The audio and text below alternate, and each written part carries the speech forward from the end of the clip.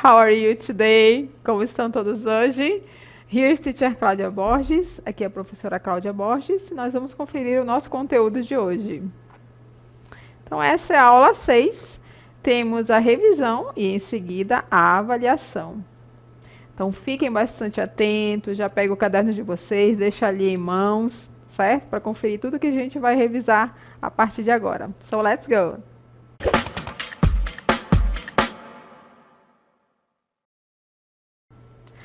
Bem, estamos aqui nesse cenário maravilhoso que nos lembram, isso mesmo, leitura, né? Porque estamos numa biblioteca, certo?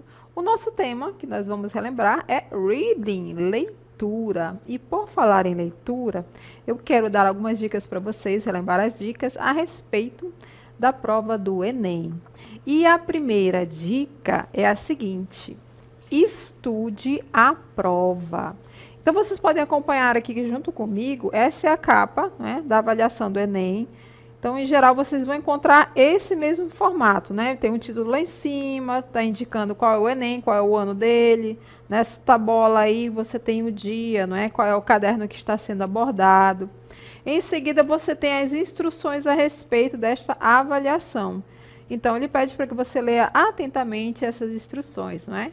Então, à medida que você for se familiarizando com esta prova, vai ficar sendo mais fácil para você, né? Quando você for realizar essa avaliação. Então, você já não tem mais surpresas, não é?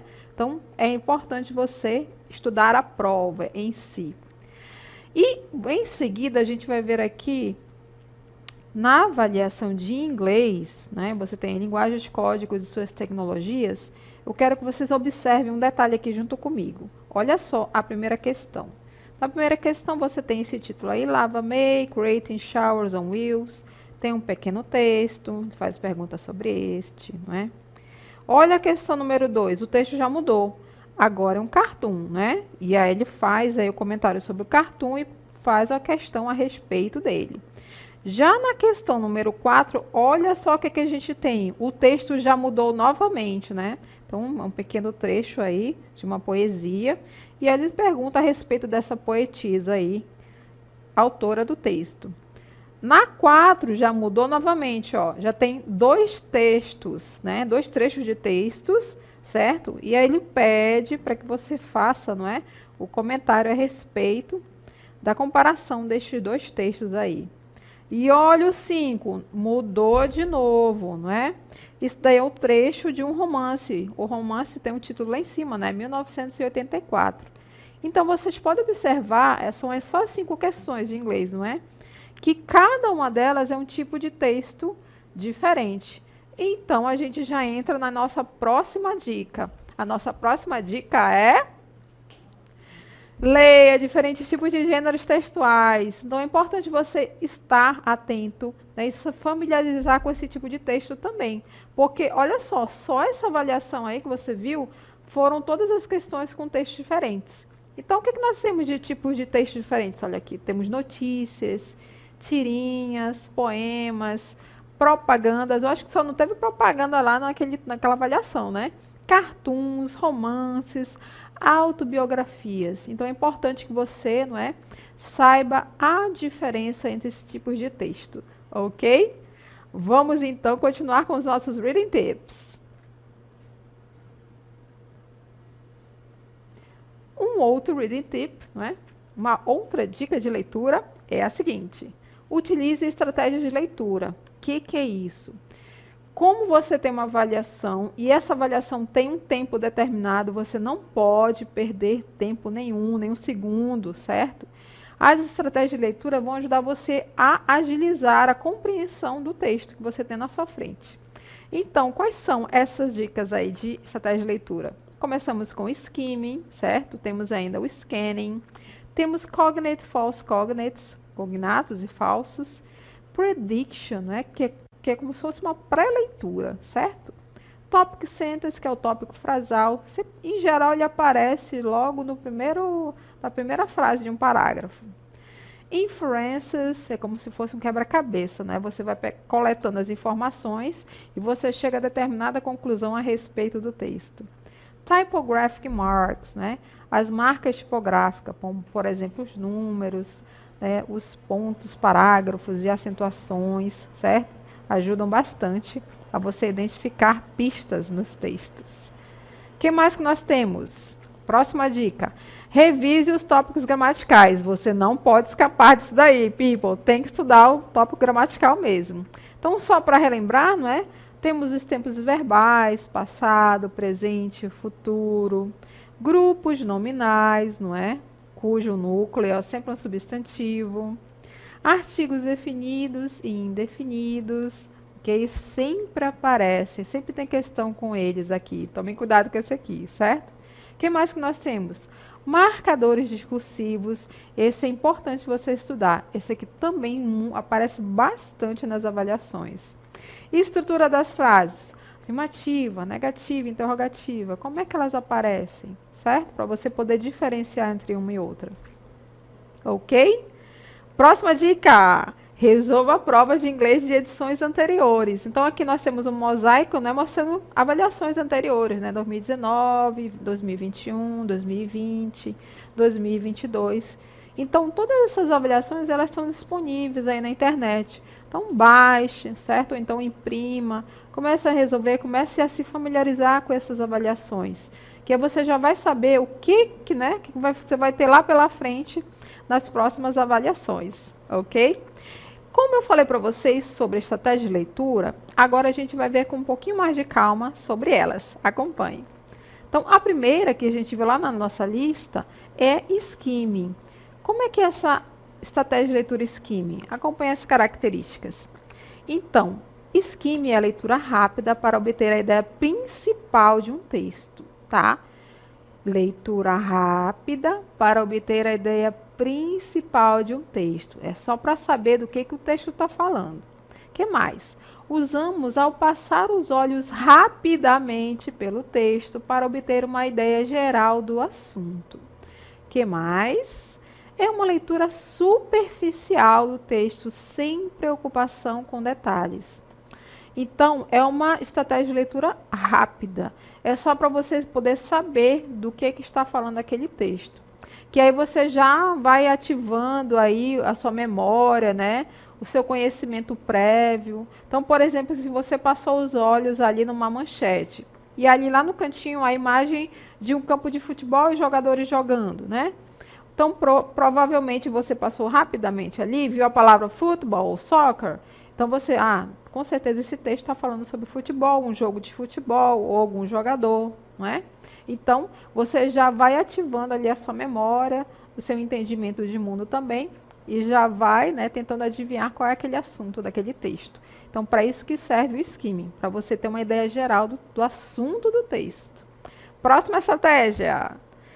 Scanning. É uma técnica de leitura em que o leitor obtém informações do texto sem precisar ler palavra por palavra. É uma rápida visualização do texto em busca de informações específicas. E a gente vai treinar agora, junto comigo, essa estratégia de leitura. Então, eu vou ler aqui esse texto. Vocês já vão dando uma olhada nas imagens, no caso, a imagem, certo? E acompanhe a leitura junto comigo, que a gente vai ter algumas perguntinhas também. E a pergunta logo para você pensar é qual é o assunto desse texto. Então, vou ler aí junto com você. Vamos lá. Então, fishing by the lake. Fishing is a relaxing activity enjoyed by many people. Some fish in lakes, rivers, or even the ocean. A fishing rod and bait are needed to catch fish. Many people wake up early to fish because the water is calm. Some fish for fun, while others fish for food. Big fish are harder to catch and require patience. Fishing is a great way to enjoy nature and spend time outdoors. Então, eu li rapidamente o texto, você observou a imagem, e aí, o que você acha? Qual é o assunto desse texto? Tem uma imagem lá que parece uma pessoa, né? Tá lá num lago, tá com uma vara de pescar, não é isso? E tá bem bonito ali a imagem do céu, né? E aí, o que vocês acham? Tem alguma coisa relacionada à pesca? Com certeza tem sim. Então, quem achou que era esse assunto, acertou. Agora a gente vai ver duas perguntas para a gente utilizar a estratégia de leitura scanning. Where do people fish? Where do people fish? What do people need to catch fish? What do people need to catch fish? Então, vocês podem observar que tem duas double H question. Where, que significa onde, e what, que é o que ou qual, certo? Então, novamente aqui, olha, where significa onde. Onde as pessoas fish, né? Que elas pescam. And what do people need to catch fish? O que as pessoas precisam para pegar o peixe, certo? Então, vou voltar aqui rapidamente ao texto e a gente vai ver aqui a nossa resposta, right? Vamos ver aqui na primeira parte. Tá logo aqui no comecinho, ó.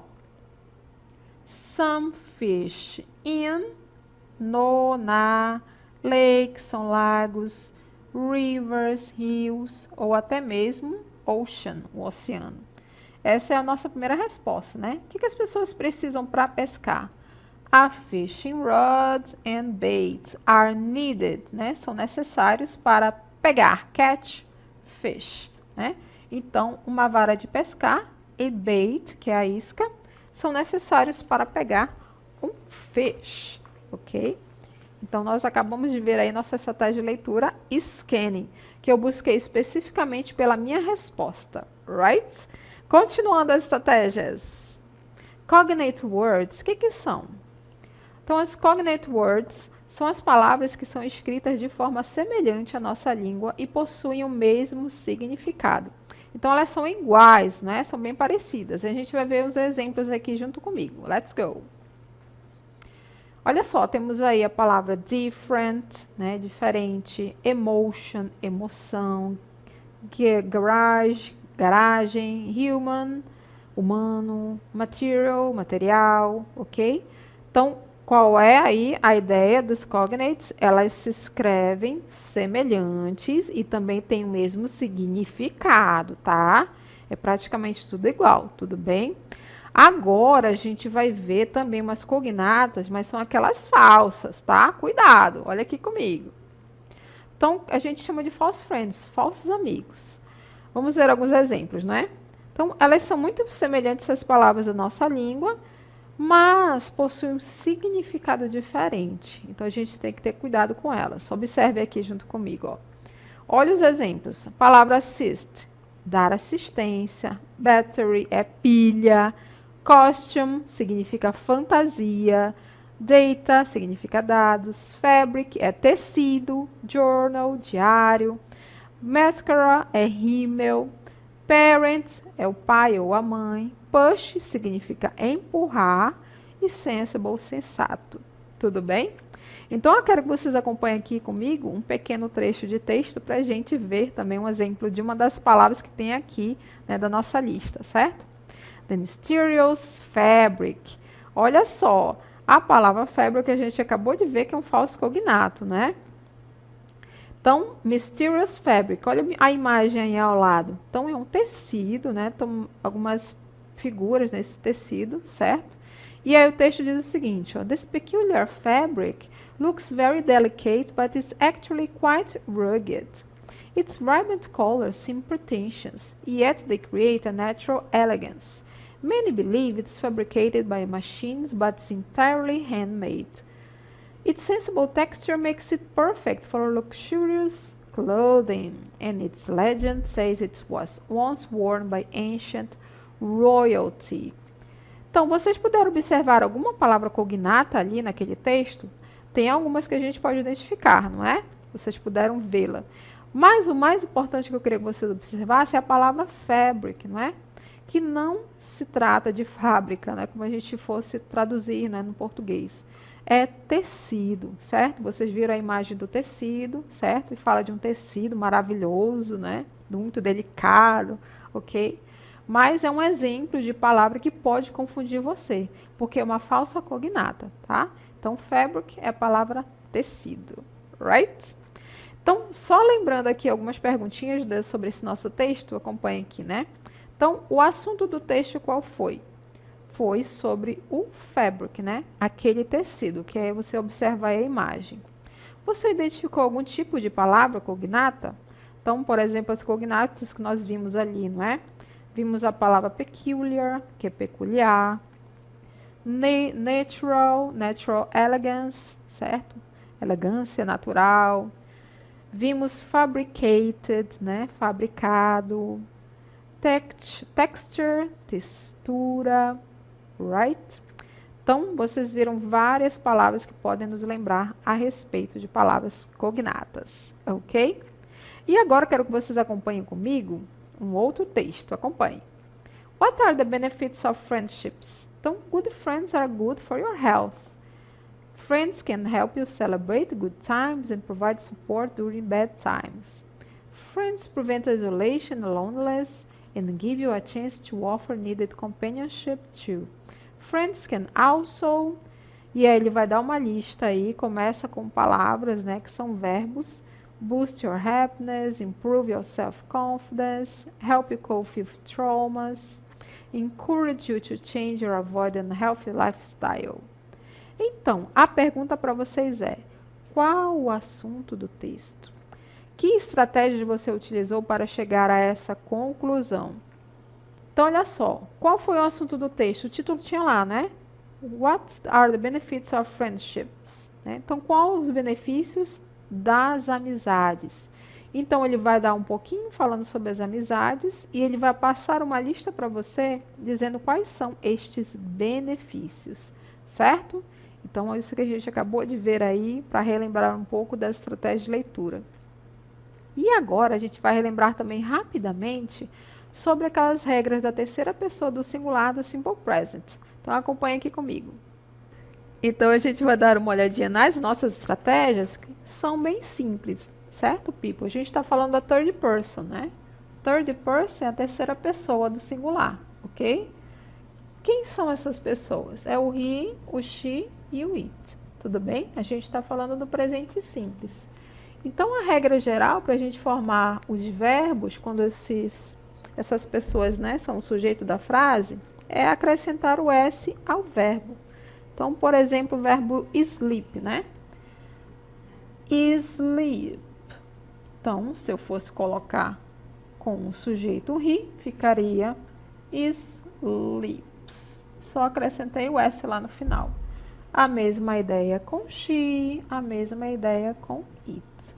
Tudo bem? Então, essa é a regra geral, ok? A próxima regra é o que a gente utiliza quando os verbos terminam em... Quando terminem em O, CH, SS, SH, ok? Certo? Como, por exemplo, o verbo watch. Como ele termina em CH, então, ele assiste, né? Ele assiste TV, por exemplo. Então, eu vou acrescentar o ES, porque ele termina em SH, um CH, perdão. Vamos ver um outro exemplo com outro verbo aqui. O verbo brush, que termina em SH. Então, ela esfrega ou ela lava. Então, terminou em SH, eu só faço acrescentar o ES. Tudo bem? Então, essa é a regra quando nossos verbos terminam nessas letras aí, tá? O, CH, SH, X, SS, ok? E se terminar em consoante Y, hein? O que a gente faz? Como, por exemplo, o verbo cry. He cry, né? Eu vou eliminar esse Y daqui e colocar no lugar dele IS. Tudo bem? Então, essa é a nossa regrinha aí da terceira pessoa do singular, certo? Essas são as regras gerais para a gente utilizar os verbos quando o sujeito for a terceira pessoa do singular, he, she, it. Ok? Então, espero que vocês tenham acompanhado bem essa nossa primeira parte da revisão. E nós vamos continuar agora com a segunda parte. Fiquem atentos.